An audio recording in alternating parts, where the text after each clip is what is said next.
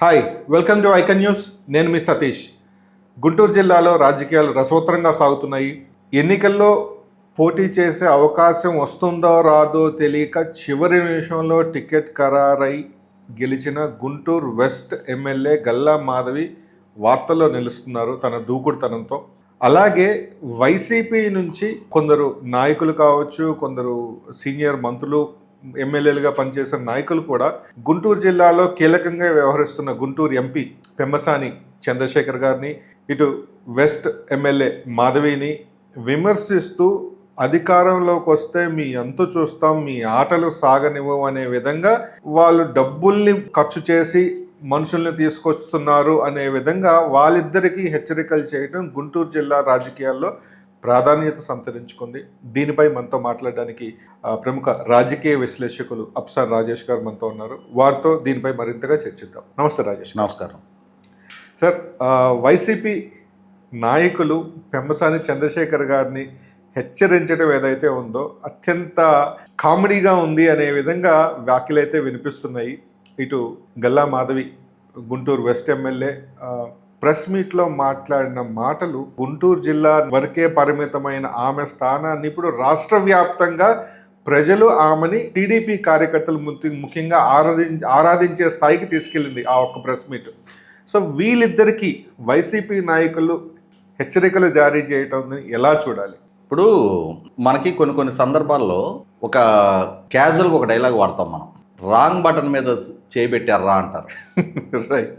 అలాగే ఇవాళ పెమ్మసాని చంద్రశేఖర్ గారిని బెదిరిస్తున్న తీరు చూస్తే ఒకసారి 2024 ఎన్నికల నోటిఫికేషన్ విడుదలైన దగ్గర నుంచి ఆనాటి పరిస్థితులను మర్చిపోయినట్టున్నారు ఈ వైసీపీ నాయకులు. గుంటూరు పార్లమెంటు సభ్యుడిగా, తెలుగుదేశం పార్టీ అభ్యర్థిగా డాక్టర్ పెమ్మసాని చంద్రశేఖర్ గారిని తెలుగుదేశం పార్టీ పరిగణలోకి తీసుకుంటుంది అనగానే వైసీపీ నుంచి 1వ కృష్ణుడు, 2వ కృష్ణుడు, 3వ కృష్ణుడు అని చెప్పిన 4వ కృష్ణుడిని పొన్నూరు ఎమ్మెల్యేగా ఉన్న అతన్ని బాబా నువ్వు రారానైనా కొద్దిగా మాకు పరువు పోయేట్టుంది అని చెప్పని బతిమలాడి తీసుకొచ్చి అతన్ని బలవంతపు కాపురం చేపించారు. అతనికి కూడా ఇష్టం లేని కాపురమే చేశాడు. దాని పర్యవసానం 3.5 లక్షల మెజార్టీతో ఆయన చేతిలో ఘోరాతి ఘోరంగా వైసీపీ అభ్యర్థి ఓడిపోతే ఆయన పార్లమెంటు పరిధిలో ఉన్న 7 అసెంబ్లీ నియోజకవర్గాల్లో కూడా ఘోరాతి ఘోరంగా మంగళగిరిలో అయితే లోకేష్ చేతిలో 91,500 సిట్టింగ్ ఎమ్మెల్యే ఆల రామకృష్ణారెడ్డి ఓడిపోయాడు. అసలు విడుదల రజని చెల్లూరుపేట నుంచి గుంటూరు వచ్చేసింది, ఆమెకి కేక్ వాక్, అసలు ఆమె ఏంటి, ఆమె గ్లామర్ ఏంటి అని చెప్పని తెగ ప్రచారం చేసుకున్నారు. తీరా చూస్తే గుంటూరు వెస్ట్ నియోజకవర్గానికి చాలా మంది పేర్లు అభ్యర్థులుగా పరిగణించబడ్డాయి, హేమాహేమీలు. కానీ అనూహ్యంగా ఒక బీసీ మహిళగా గల్లా మాధవి గారి ప్రస్తావన వచ్చినప్పుడు ఈ నామినేషన్ల పర్వం ఇంకా బిగిన్ కాల అభ్యర్థుల ప్రకటన అయింది. ఆ ప్రకటన అయిన టైంలో మా గుంటూరు జేకేఎస్ కాలేజ్ నా బ్యాచ్మేట్స్ వాళ్ళందరూ కలిసి బ్రేక్ఫాస్ట్ విత్ పెమ్మసాని అని చెప్పని ఒక ప్రోగ్రాం పెట్టారు గుంటూరులో. పెట్టి దానికి గెస్టులుగా నన్ను, అడిస్మల్ శ్రీనివాసరావు గారిని, అంకం చౌదరి గారిని కూడా ఇన్వైట్ చేస్తే మేము కూడా గుంటూరు వెళ్ళాం. మార్నింగ్ గుంటూరు వెళ్తే ఆ ప్రోగ్రాంకి గల్లా మాధవ్ గారు కూడా హాజరయ్యారు. అక్కడ ఫస్ట్ టైం నేను ఆ అమ్మాయిని చూడటం. వాళ్ళ హస్బెండ్ భ్రమరా టౌన్షిప్స్ రామచంద్రరావు, అతను రియల్ ఎస్టేట్ రంగంలో ఉన్నాడు కాబట్టి అతను ఆ బిజినెస్ లైన్లో ఉన్న వాళ్ళకి తెలుసు.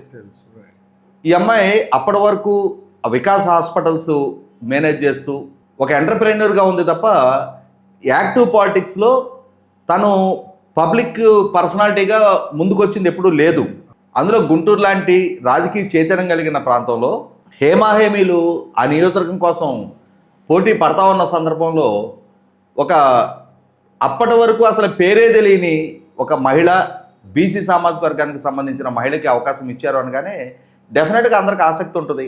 ఆ సభలో తను కూడా రావడం జరిగింది, పాల్గొనడం జరిగింది మాతో పాటు డయాస్ మీద. గుంటూరు వెస్ట్ అభ్యర్థిగా, పార్లమెంట్ అభ్యర్థిగా పెమ్మసాని గారు, గుంటూరు వెస్ట్ అభ్యర్థిగా గల్లా మాధవ్ గారు పాల్గొనడం జరిగింది. పాల్గొన్న తర్వాత ఆ ప్రసంగించే సందర్భంలో తన ప్రసంగం విన్న తర్వాత నాకు కూడా కొంచెం సంశయం ఏర్పడింది. చంద్రబాబు నాయుడు గారు గతంలో ఇలాగే డాక్టర్ శనక్కాల అన్ను గారిని తటస్థులు అని చెప్పని ఒక కొత్త ప్రయోగం చేశారు అదే నియోజకవర్గం నుంచి. కానీ తర్వాత రోజుల్లో ఆమె పార్టీలో క్రియాశీలకంగా ఉండకుండా పార్టీకి ఒక లైబిలిటీగా మారిపోయారు. రేపు గల్లా మాధవి కూడా ఒక లైబిలిటీగా మారడానికి ఆస్కారం ఉందా అని నాకు అనిపించింది అక్షరాన. కానీ ఒకసారి 58,000తో విడుదల రజనీ లాంటి ఒక నోన్ పర్సనాలిటీ, ఎందుకంటే తను అప్పటికి జగన్మోహన్ రెడ్డి క్యాబినెట్లో మినిస్టర్ ఆర్థికంగా స్థితిమంతులు, అదే అంటున్నా. అటువంటి విడుదల రజనీ మీద 58,000 మెజార్టీ తోటి ఈ అమ్మాయి విన్ అవ్వగానే ప్రజలు ఇవాళ ఎవరికి టికెట్ ఇచ్చారని కూడా పరిగణలోకి తీసుకోలేదు. పోనీలే ఈ వేవ్లో అందరూ గెలిచేశారు కదా అనుకున్నాను నేను. కానీ నా గెలుపు గాలివాటం గెలుపు కాదు అని చెప్పని తన పనితీరుతోటి గల్లామాధవి గారు తాను రుజువు చేసుకున్నారు. ఈ మధ్యకాలంలో ముఖ్యమంత్రి చంద్రబాబు నాయుడు గారు, నారా లోకేష్ గారు, ముఖ్యంగా నారా లోకేష్ గారు పార్టీ కార్యాలయానికి ప్రజా దర్బార్ నిర్వహణ కోసం వచ్చినప్పుడు ప్రజల నుంచి విజ్ఞప్తులు తీసుకుంటున్న క్రమంలో ఆయన రాష్ట్ర వ్యాప్తంగా ఉన్న శాసనసభ్యులకి మీరు సీఎం రిలీఫ్ ఫండ్ చెక్స్ ఎందుకు డిస్ట్రిబ్యూట్ చేయట్లేదు, అలాగే కార్యకర్తల ఇన్సూరెన్స్ చెక్స్ అవి కూడా మీరు ఎందుకు డిస్పర్స్ చేయట్లేదు, అలాగే ప్రజల నుంచి వారం వారం మీరు ఎందుకు విజ్ఞప్తులు స్వీకరించడం లేదు అని చెప్పని ఆయన ఆదేశాలు ఇచ్చిన నేపథ్యంలో రాష్ట్ర వ్యాప్తంగా శాసనసభ్యులందరూ కూడా కొంత నిర్లిప్తతను వీడి క్రియాశీలకంగా అయ్యారు. కానీ అప్పటికే గల్లామాధవి గారు తన నియోజకవర్గ పరిధిలో తన దృష్టికి వచ్చిన, అంటే తమ నియోజకవర్గ పరిధిలో ఎవరికైనా సీఎం రిలీఫ్ ఫండ్ శాంక్షన్ అయితే అది తన రెఫరెన్స్ తోటే మంజూరు అవుతుంది కాబట్టి వాళ్ళని పిలిచి పంక్చువల్గా ఎవరు చెక్స్ వాళ్ళకి ఎప్పటికప్పుడు డిస్పర్స్ చేస్తా, ప్రజలకు అందుబాటులో ఉంటా, అసలు ప్రజా సమస్యల గురించి తెలుసుకోవడం కోసం, రోడ్డు ట్రాఫిక్ గురించి అంచనా వేయటం కోసం కూడా హెల్మెట్ పెట్టుకొని ఒక 2-వీలర్ మీద ఆమె టౌన్లో పర్యటిస్తూ ఉంటుంది. ఒక down to earth personality. Yes, మనం గాలివాటం గెలుపు అనుకున్నాం, కానీ గాలివాటం గెలుపు కాదు. తన గెలుపు ప్రజలు తనని గెలిపించడం ద్వారా ప్రజలు పెట్టుకున్న నమ్మకాన్ని నిలబెట్టుకునే దిశగానే తన గెలుపు ఉంది. ఇటువంటి పరిస్థితుల్లో మనకు సహజంగానే ఏమనిపిస్తుంది, నాయకత్వపు పటిమ అనేది సంక్షోభంలో బయటపడుతుంది. ఇవాళ ఈ కల్తీ నెయ్యి అంశంలో గుంటూరు నగరంలో అంబటి రాంబాబు ముఖ్యమంత్రిగానే దూషించడం ద్వారా మొత్తం ప్రభుత్వానికి ఒక సవాల్ విసిరాడు. ఆ విసిరిన క్రమంలో మరి సహజంగా మహిళ అయినా సరే ఏం ఎక్స్పెక్ట్ చేస్తాం, ఏదైనా ఒక ప్రెస్ మీట్ పెట్టి విమర్శిస్తుంది, అంబటి రాంబాబు కౌంటర్ ఇస్తున్న స్థాయి వరకు ఎక్స్పెక్ట్ చేస్తారు. కానీ ఆమె అలా చేయలే. తన అసలు సిస్సలు ఆ పోరాట పటిమ ఇది అని చెప్పని అప్పటి వరకు జనాలకున్న అంచనాలు మొత్తాన్ని తలకిందులు చేస్తా ఎక్కాఎక్కిన అంబటి రాంబాబు ఇంటికి వచ్చింది, ఇంటి బయట నిలబడింది. దారిన వెళ్ళే ప్రతి పిచ్చి కుక్క మురిగితే ప్రతి సందర్భంలోనూ మేము పరిగణలోకి తీసుకోకపోవచ్చు, కానీ మా నాయకుడిని విమర్శించిన సందర్భంలో, దూషించిన సందర్భంలో ఇప్పటికైనా సరే మేము స్పందించకపోతే అది మా అసమర్థతగానే ఉంటుంది. ఖచ్చితంగా తన ఈ వ్యాఖ్యలకి అంబటి రాంబాబు బహిరంగంగా ముఖ్యమంత్రి గారిని ప్రాధేయపడి క్షమాపణ అడిగి తీరాల్సిందే, లేకుంటే మేము ఇక్కడి నుంచి కదలమని చెప్పని భీష్మించి కూర్చుంది. ఆమెతో పాటు వందలాది మంది మహిళలు వచ్చారు. అది ఎంత సంచలనాత్మకంగా మారిందో చూసాం. ఆమె మీద రకరకాల ఆరోపణలు చేస్తూ ఉన్నారు, కేసులో అక్యూజ్డ్గా నమోదు చేశారు. ఆ తర్వాత జరిగిన ఘర్షణ నేపథ్యంలో తన భర్త రామచంద్రరావు మీద కూడా కేసు నమోదు చేశారు. అదే సందర్భంలో అంబటి రాంబాబు కూతురు ఈమెను ఆక్షేపిస్తూ ప్రెస్ మీట్ పెట్టిన నేపథ్యంలో వాళ్ళ నాయన ఒక ఉత్తమ పురుషు, మహాపురుషు, సంస్కారవంతుడు అన్యాయంగా ఆయన మీద దాడి చేస్తున్నారు, తమ కుటుంబాన్ని భయకంపితం చేస్తున్నారు, మీరు మహిళే కదా, మీకు మీ కుటుంబ సభ్యులకి ఇటువంటి పరిస్థితి తలెత్తితే అని చెప్పని విక్టింగ్ కార్డు ప్లే చేస్తూ అంబటి రాంబాబు కుమార్తె మీడియాలో మాట్లాడిన తర్వాత ఆ అమ్మాయికి, వైసీపీ పార్టీకి, అంబటి రాంబాబుకి, వైసీపీ నాయకత్వానికి కూడా ప్రాపర్గా కౌంటర్ ఇస్తూ తను పెట్టిన ప్రెస్ మీట్ ఒక రకంగా మామూలుగా హిట్టింగ్ ది బుల్సై అంటారు కదా, కొడితే టార్గెట్ని కొట్టినట్టుగా ఆ ప్రెస్ మీట్ దెబ్బకి అసలు ఇంత సూటిగా, ఇంత స్పష్టంగా, ఇంత అవగాహనతో అసలు ఇంత హిడెన్ టాలెంట్ ఇన్నాళ్ళు ఎక్కడుంది, ఇంతటి సమర్థురాలు, ఫస్ట్ టైం ఎమ్మెల్యే, పైగా మహిళ, ఇంత ఎఫెక్టివ్గా మాట్లాడగలిగే నాయకురాలు తెలుగుదేశం పార్టీలో అవకాశం దక్కించుకొని నెగ్గి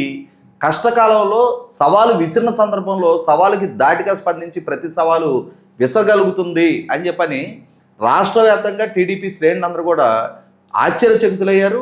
అసలు ఇటువంటి నాయకురాలు కదా, మహిళా నాయకురాలు కదా తెలుగుదేశం పార్టీకి అవసరం అని చెప్పని మెచ్చుకుంటా ఉన్నారు. ఇప్పుడు గత 5 సంవత్సరాలుగా నేను మీడియాలో చాలా క్రియాశీలకంగా ఉంటాను. మాతో పాటు ప్యానల్లో పార్టిసిపేట్ చేసే చాలామంది మహిళా నాయకురాలను చూసినప్పుడు చాలా కొద్ది మంది మాత్రమే ఎఫెక్టివ్గా మహిళా నాయకురాళ్ళు ఇవాళ టీడీపీలో ముందుకొచ్చి మాట్లాడుతున్న వాళ్ళే చాలా కొద్ది మంది. వాళ్ళల్లో కూడా ఇష్యూ కన్ఫైన్ అయ్యి గౌతు శిరీష్ లాంటి వాళ్ళు, తిరునగర్ జ్యోత్స్న గారు లాంటి వాళ్ళు కొద్ది మంది మాత్రమే ఇవాళ ఎఫెక్టివ్గా ముందుకొచ్చి మాట్లాడుతున్న వాళ్ళు ఉన్నారు. వాళ్ళతో పాటు సమానంగా ఇవాళ ఎప్పుడు ఎక్కడ ఏ సందర్భంలో తగ్గను అని చెప్పని తను రుజువు చేసుకుంటూ కష్టకాలంలో తను ప్రదర్శించిన ధీరత్వం ఇవాళ వైసీపీ పార్టీకి ముచ్చెమట్లు పట్టిస్తూ ఉన్నాయి. అన్నిటికన్నా ముఖ్యంగా మీరు మళ్ళీ నోరు జారితే మళ్ళీ వస్తాం మీ దగ్గరికి, మేము రావటం ఖాయం అని చెప్పని తను విసిన్న సవాలుకి ఆఖరికి జగన్మోహన్ రెడ్డి నిన్న పర్యటన సందర్భంగా కూడా పర్యటనకు వస్తున్నావా వచ్చేళ్ళు, పరిధి దాటావా మళ్ళీ వస్తాం మేము నీ దగ్గరికి అని చెప్పని సాక్షాత్తు జగన్మోహన్ రెడ్డిని కూడా హెచ్చరించిన నేపథ్యంలో గతానికి భిన్నంగా జగన్మోహన్ రెడ్డి కూడా విమర్శలు చేస్తూ కూడా చాలా పద్ధతిగా, అంటే పద్ధతి నేర్చుకున్న వాళ్ళలాగా నేను ప్రెస్ మీట్ చూసాం మనం. పద్ధతి నేర్పింది అయితే మాత్రం గల్లా మాధవి. అదే క్రమంలో డాక్టర్ పెమ్మసాని చంద్రశేఖర్ గారు ఆయన అంబటి రాంబాబు ఈ దూషణ పర్వం కొనసాగించిన రోజు ఆయన ఒక సమావేశంలో ప్రసంగించాడు. ఆ ప్రసంగించిన క్రమంలో అంబటి రాంబాబు ఇప్పటివరకు చాలా సందర్భాల్లో సహిస్తూ వచ్చాం, కానీ నువ్వు పరిధి దాటావు, ఎక్స్ట్రీమ్ స్టేజ్కి రీచ్ అయ్యావు. ఇలా రీచ్ అయిన నేపథ్యంలో 100కి 100 రూపాయలు నీకు 24 గంటల్లో సినిమా చూపిస్తామని చెప్పారు ఆయన. 24 గంటల పట్ల 3 గంటల్లో చూపించారు సినిమా.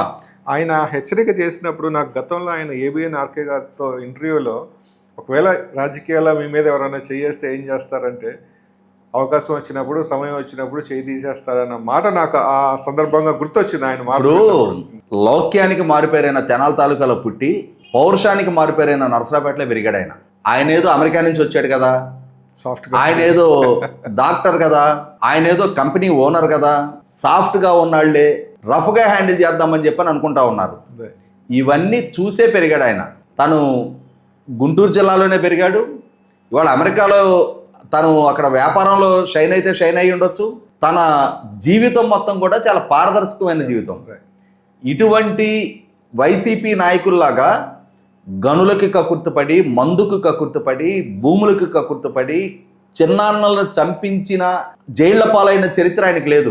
రైట్ రాయల్గా నా ఆస్తి 5,800 కోట్లు అని చెప్పని బాహాటంగా తన ఎన్నికల అఫిడవిట్లో డిస్క్లోజ్ చేసిన, అంటే నికార్సైన పారదర్శకమైన జీవితం అయింది. ఆయన్ని మొన్నటి నుంచి చూస్తా ఉన్నాం, డబ్బులు ఉన్నాయి కదా, డబ్బు పెట్టి జనాన్ని కొందామనుకున్నావేమో, జగన్మోహన్ రెడ్డికి వచ్చిన అభిమానం చూడు.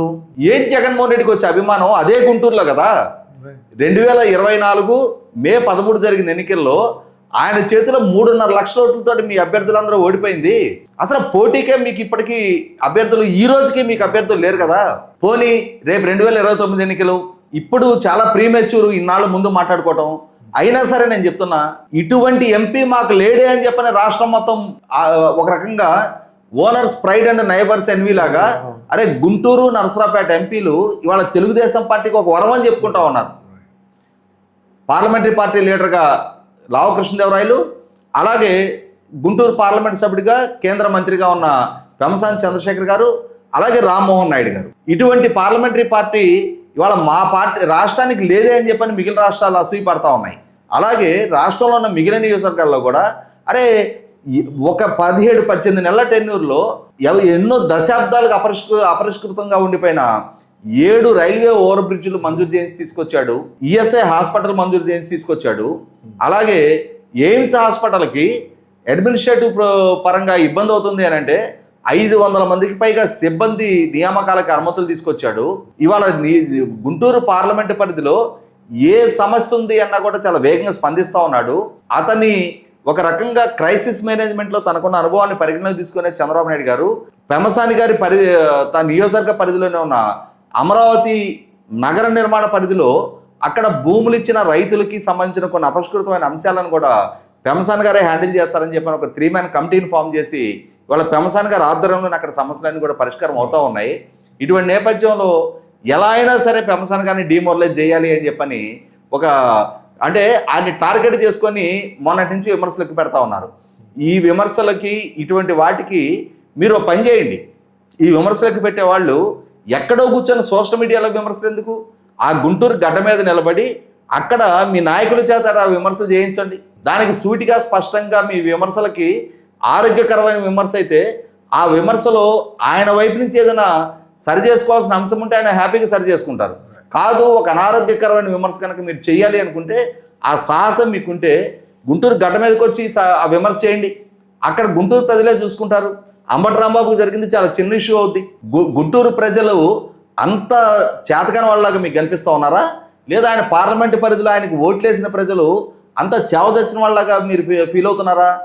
మీ వీరత్వాలు మీ ధీరత్వాలన్నీ ఆ గుంటూరు గడ్డ పుట్టినాటి నుంచి చూస్తూ ఉంది. కాబట్టి ఈ రకమైన సోషల్ మీడియా ఈ బెదిరింపులు వీటి ద్వారా మీరేదో ప్రజల మచ్చిక చేసుకోగలుగుతాం, పెమ్మసాని గారిని డీమోరలైజ్ చేయగలము అని అనుకుంటే పెమ్మసాని గారైనా ఇవాళ గల్లా మాధవ్ గారైనా సరే డి అంటే డి అని సూటిగా స్పష్టంగా మీ కళ్ళలోకి చూసి మాట్లాడుతున్నారు. ఆ కళ్ళలోకి చూసి మాట్లాడగలిగే నైతికత మీకుంటే ముందుకొచ్చి మాట్లాడండి.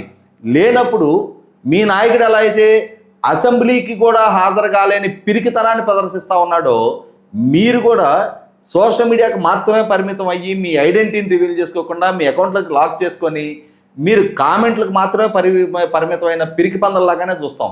Thank you so much sir. చూశారు కదా రాజేష్ అప్పసాని గారితో ఈరోజు చర్చ. మరోసారి మరో అతిథితో మళ్ళీ కలుద్దాం. మీ సతీష్.